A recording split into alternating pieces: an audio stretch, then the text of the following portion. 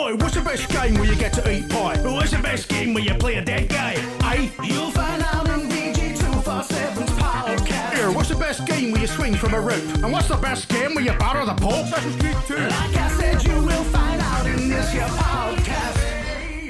Hello, welcome to VG247's Best Games Ever podcast.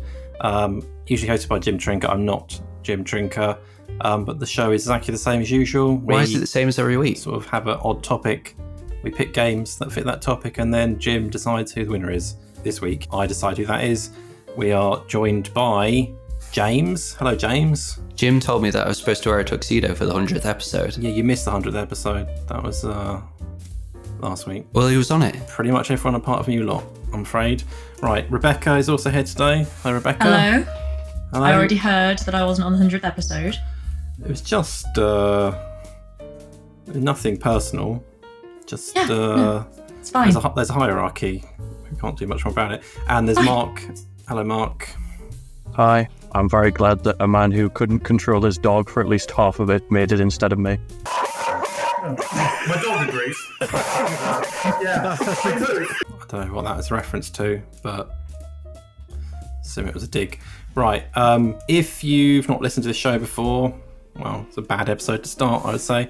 But we do have an extra special extended edition of this podcast where you can get a segment at the end where usually Jim picks a game and then the rest of us decide if that's good or not. Today that will be me obviously picking that game.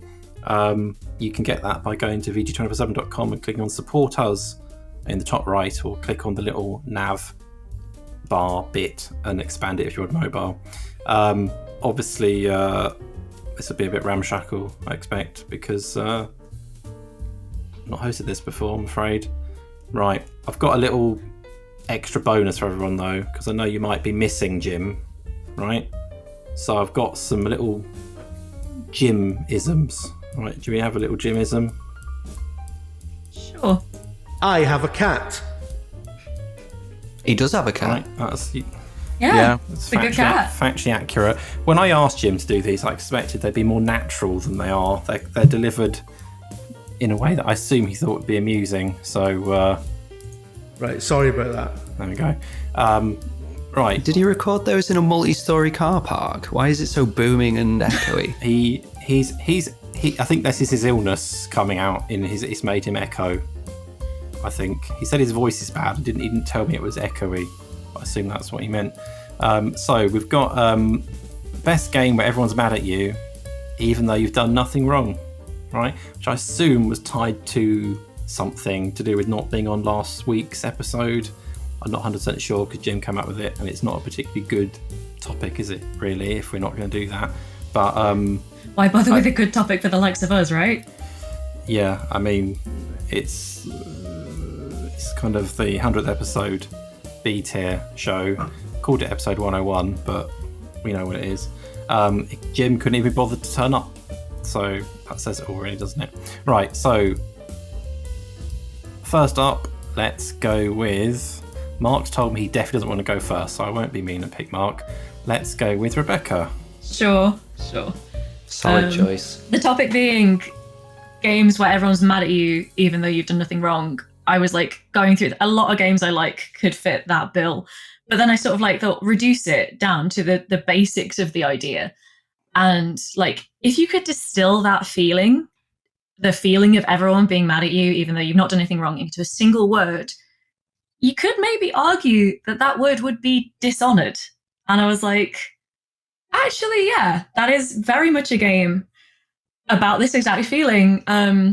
Especially the first Dishonored, where you play as Corvo Atano, who is all he's done wrong is be a bodyguard who didn't manage to intercept a like very shocking and unexpected assassination attempt, right? And that's his job, though, right? It is his job. It is his job. He was distracted at the time. There were multiple targets. He can only be in one place at once until he gets the blink ability, but he didn't have the blink ability when the assassination attempt went off. So I don't think that we should hold that against him. I don't think we should hold it against him.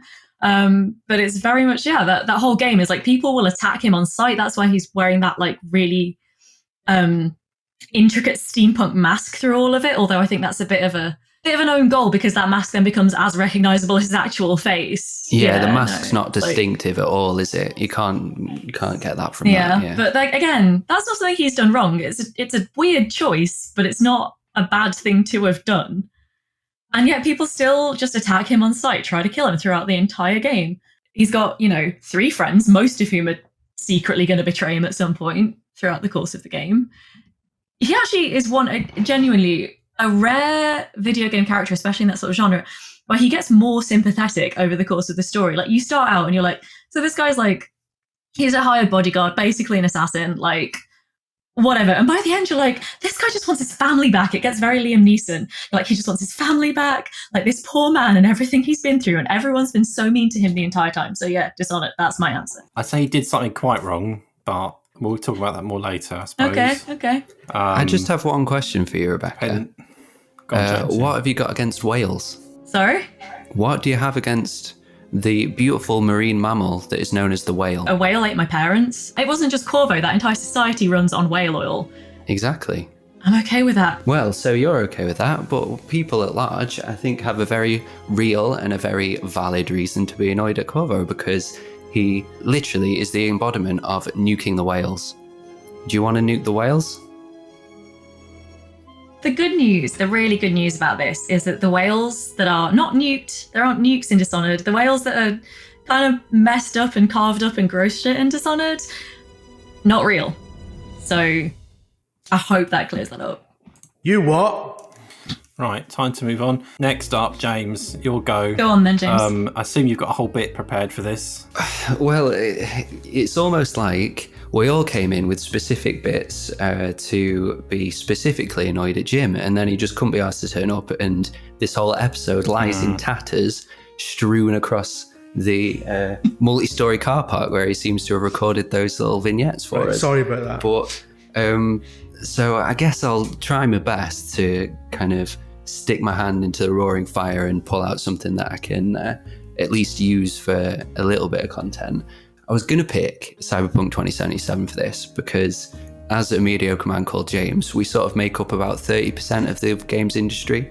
I think if this call had gone to plan, we would have made up 50% of the people on this call just men called James. So that actually shields me quite a lot from the criticism that a lot of people in games media get over the course of this job that I've been doing. I've never really got much stick on Twitter. However, for the 5-star review that I gave Cyberpunk 2077 at the time, I had people calling me a shill, people saying I've been paid. I didn't even get one of the chairs that they were flogging to all of the influencers for that campaign. So that was very unfair.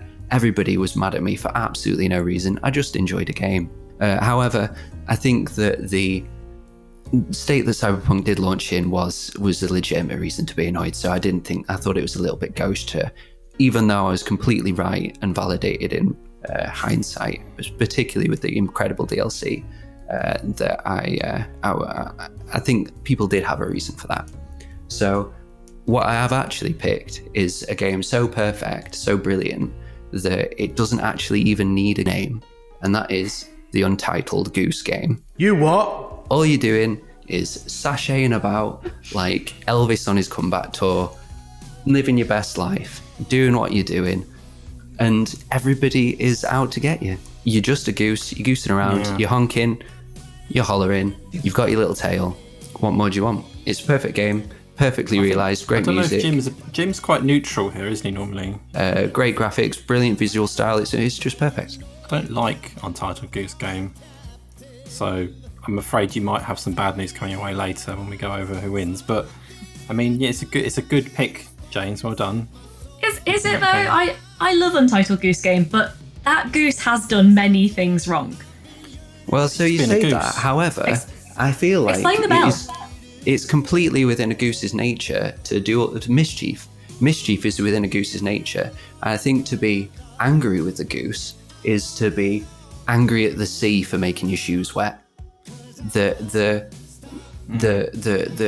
essence of gooseness involves this mischief, involves it's intrinsic to its being, and to be annoyed at it is to be annoyed at nature itself, and there is nothing that you can do about it. If you want to go philosophical on this, I think you can still be angry at a dog if it bites your leg. Just because it's a dog doesn't mean that you can't be frustrated. Right? If you're like treading on its tail, yeah. you're like, how dare you bite my leg? I'm angry at you. I think you're in the wrong there, aren't you? Yeah, but also, I would very much argue with the characterization of the goose as not sentient. It tripped up a child, stole his glasses, and locked him in a phone booth. I think that requires the ability to plan. Yeah, just goose things. That's normal goose things. So you've never seen that before. Just goose things.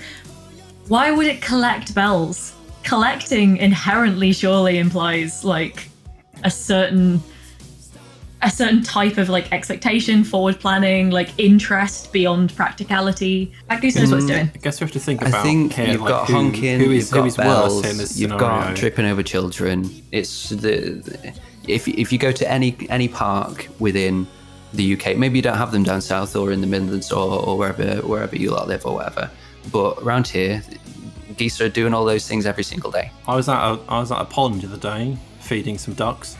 Along came some geese, just took over.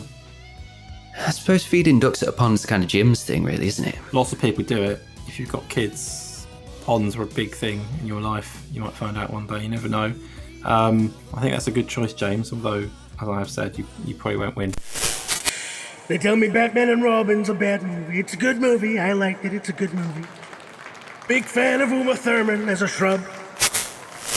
Though Arnold Schwarzenegger as Mr. Freeze, I don't rate it. I don't like Arnie. I'm gonna say it. I don't like him. I don't rate him. I'll be back. The Australian joke. This guy, Mr. Loserverse. He ran as a Republican. Do you remember that? He ran as a Republican, governed California for many years as a Republican. Acts like a Democrat. Voted for Biden. Voted for Hillary. It's a very bad judge of character, very bad. And as an action star leaves a lot to be desired, unlike Chuck Norris, who's a far superior action hero. Walker, Texas Ranger, Trial by Fire is a better action movie than Terminator 2, Terminator 3, Terminator 4. All the Terminators are bad, even the first one's bad. Kyle Reese dies like a dog at the end of that movie. You ever see that? Remember that? If it was me, I wouldn't have died. I would have found the robot's off switch and turned it off. Just turn it on. Just turn it off. These people in Hollywood, they're supposed to be so smart. I'd have gone down there, I'd have got Sarah Connor pregnant and fathered the future leader of the human resistance. And I'd have still been around to handle the disciplines, so by the time the second movie rolled around, he wouldn't be robbing ATMs. He wouldn't be robbing ATMs, folks. He'd be in business school, learning how to steal through the proper channels. I wonder if we want to hear. Jim's not going to be on this at all, so you won't be able to hear his choice later. But he sent me a little. Do you want to guess what he said his game would be? Morrowind? No. Oblivion? No. Starfield? No. Well, that's all my guesses. It's good. This is good podcasting. Anyway, here it is. Assassin's Creed. I was gonna bloody say Assassin's Creed. I was just trying to work out which one has people particularly mad at you. There you go. You run through things, don't you, in town? Like, oh, there's a apple cart's going to just bash through that and parkour over it and stuff. It's fine. Again, I feel the clues in the title with the assassin part, but you know what? It's cool. You're on thin ice, I would say, Rebecca. Yeah, Because your assassin didn't perform his duties. Yeah, but he well, only right? became an assassin after that point. So Yeah. I'd also argue that Assassin's Creed, people are annoyed at... He's annoyed at everybody else for no reason, I'd say. Because all they're doing is trying to control the manufactured human race with sort of semi-mythologized objects of power. Like, what's Saltier's problem?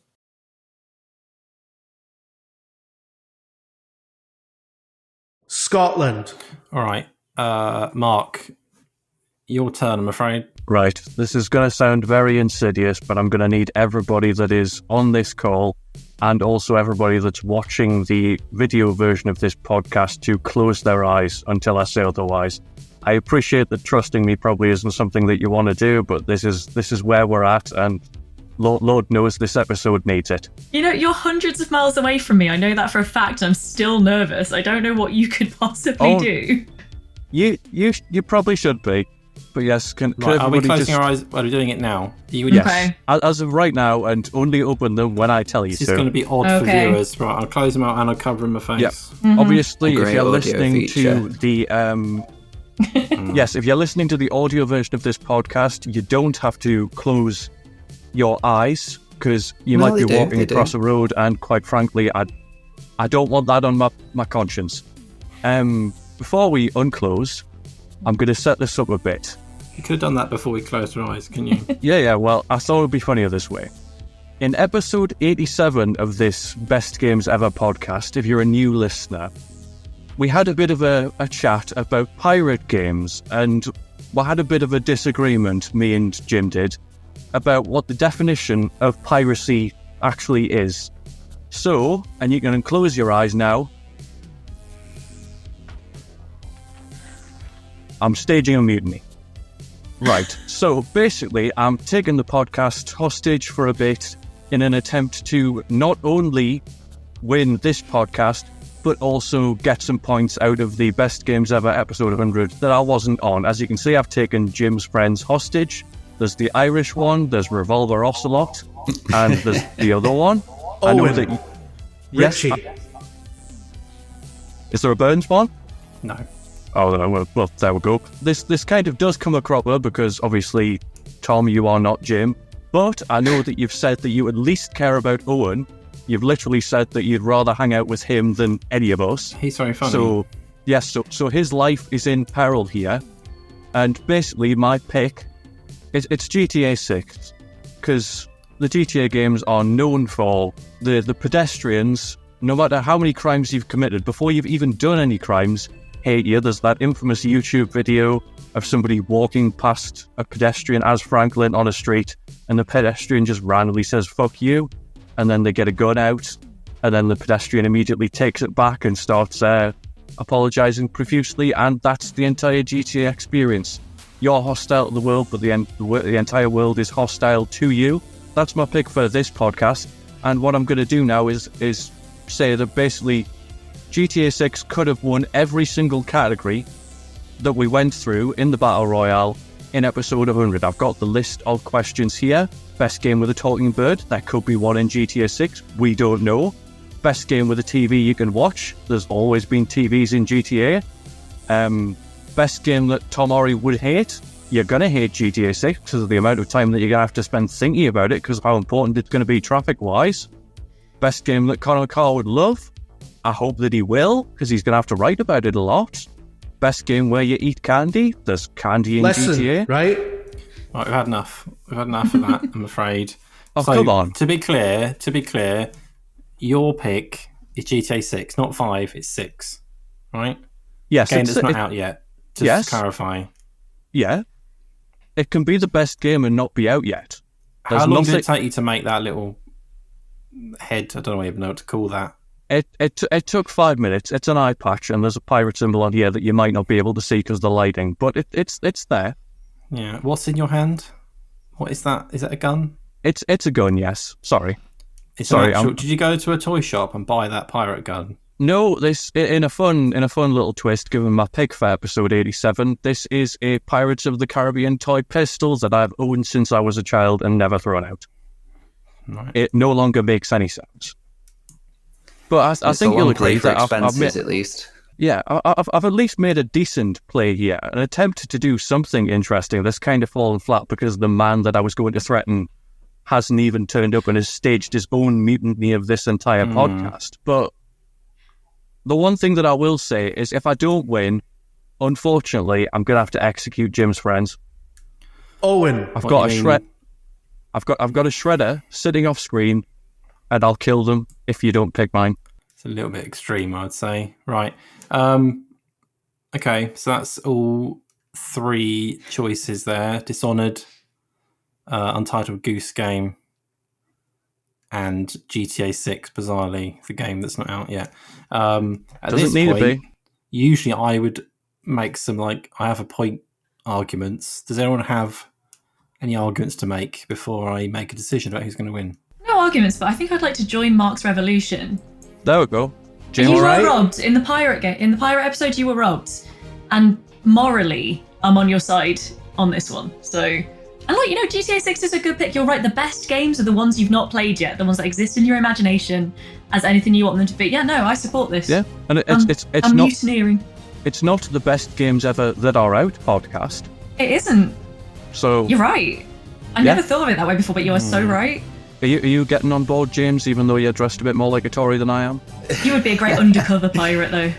I think there's always some kind of toff that's aboard a pirate ship, isn't there? Maybe I could be like the ship's doctor or the boat swain. I've always wanted to be a boat swain. There we Very, go. We're making dreams come true here on the Best Games Ever podcast. So there you go, Tom. Everybody's joined me in my crusade. There's only I don't one know right if choice James to make here. was conclusive there about joining. I think he seemed a bit hedging his bets. Anyway, right. So I will now make a choice about who has won this episode of the Best Games Ever podcast. I'm just not going for yours, Mark. I'm sorry. I feel like there is a go and shred it. Are you going to shred it live? There we go. It's worth it for this alone. And if you're not on the video, you're missing out. Don't get your hair in there, whatever you do. That's not what I'm going to do. Right. Say goodbye to all of Jim's friends and the one of them that you like, Tom. Owen. Richie. Gone.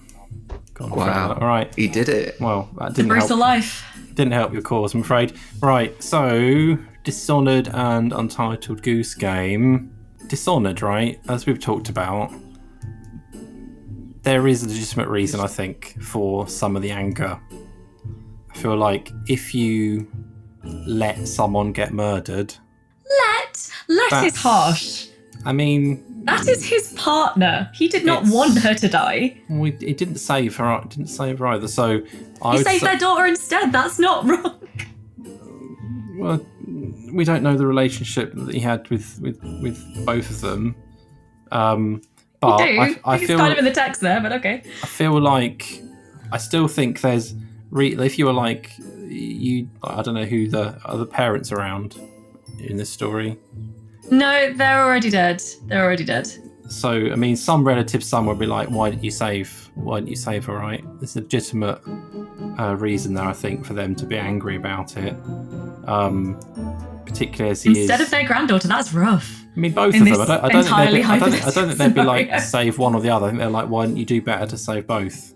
Yeah, and to Like- be fair, like- if he had unlocked that blink ability earlier in the story, he could have zipped around And it and might be unrealistic, but people are often emotional when it comes to murdered relatives, I think. So I think that's fair enough. James, I mean, I've seen a lot of geese, right? I've seen them around at ponds. You like I've seen them at National Trust areas where they're just roaming around, and they are often just like you say, they're just doing goose things, right? They might look like they're doing things because they know, but they're just like being geese. They're just wandering around chasing Got lovely things. pearlescent feathers, don't they? Noise. Do geese bark? What do they do? I What's think the you noise describe they it as make? honk. They honk, don't they? they honk. They Yeah. honk. I knew bark was wrong, but I couldn't think of what it was. So yeah, I think overall, it's got to be you with the win, James, with Untitled Goose Game. That's it. I hope it's tailored well, because if not, you've completely ruined the arms by celebrating. Good tailoring allows for movement, Mark. It's Armani. Is that one you own, James? Did you rent that just for this? No, I own this. I got married in this suit. Oh, Jesus Christ. So this is just a real... I've cracked it out of the loft specifically to do a bit for Jim. I did it specifically for Jim, and he's not here. And he's missed it. He's missed me now- looking beautiful in this lovely suit that I got married in, and he'll never see it again. So now that's attended both a normal wedding and a shotgun wedding. Well, an attempted shotgun wedding that failed because the man I was trying to wed myself to left me at the altar. Yeah, and he'll have those 3 murders on his conscience. The more I hear about this, the more forevermore. intriguing it gets. Yeah. Well, I think we should probably wrap things up, as it's been incredible time. I'm sure everyone will agree. It's been riveting. More plot twists than I expected from an episode of the Best Games Ever podcast. We've had Jib make an appearance. I think I've used all his little sounds. Did we do this one? Lesson, right? Okay. Lesson, right? Done it twice. Lesson, right? Oh, but it's on an infinite loop. Lesson, it's right? looping. Lesson, right? I accidentally double tapped it, which it loops it. I didn't know that. Right, so if you are a bestie, that's what we're calling our people that pay Oh God. for some reason to get the extra segment, you can hang around and you get to hear me make my case for the game I think should win. Lesson, right? If you're not, this is it, unless you become a member, which you can do by going to VG247.com and clicking on support us in the top right, or on mobile, clicking the little hamburger button, and then it drops down. £3 a month. Lesson, right? It's not much, is it? No one's going to comment on that. That's good. Don't want to get fired. Yeah, I mean, it's a good price, right? £3 a month. It's good. I can't really do the assessment on it because I'm not going to subscribe to the website I work for that pays me to be here, so I don't have to worry about it. Actually, that's reasonable. Compared to other things that exist in the world, like it's cheaper than, I don't know, like two. How much is a can of Coke these days? Pound something. Going by old pre-inflation prices, you'd be able to get something like 300 one penny chews for it, even though they don't cost that anymore. No, a penny chew is definitely a thing that has long gone. That's I know. Like, even when I was a child, you definitely probably never seen a penny chew in your life. Oh, it was definitely still a thing when I was small in the early 2000s, but now, as you say, inflation has killed it. Well, I think we'll end it there. Thanks for watching and listening, and we'll see you again next week. Bye, everyone. Cheers all. Bye.